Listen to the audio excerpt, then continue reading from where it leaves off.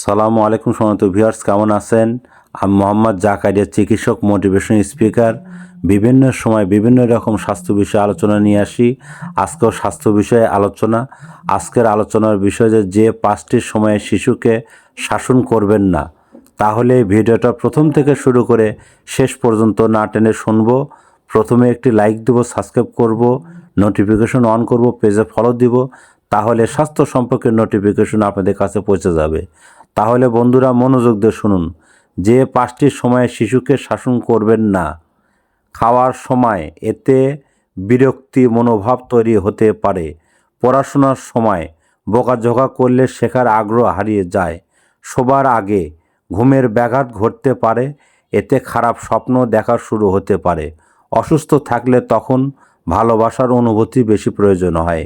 বাইরের লোকের সামনে, এতে শিশুর আত্মসম্মান নষ্ট হয়। বন্ধুরা, আপনারা শিশুদের ক্ষেত্রে এই নিয়মগুলো মেনে চলবেন। আর আমাদের ইউটিউব চ্যানেলের মধ্যে ঢুকবেন, বিভিন্ন স্বাস্থ্য নিয়ে অনেক ধরনের আপনারা ভিডিও পাবেন। আর পরবর্তী কী ধরনের ভিডিও চান আমাদের কমেন্ট বক্সে লিখতে ভুলবেন না। আমাদের 100 বছরের প্রতিষ্ঠান, যে কোনো ধরনের গোপন অসুখ বিসুখ এই বিরাজ মেডিকেল, আপনারা সরাসরি যোগাযোগ করবেন।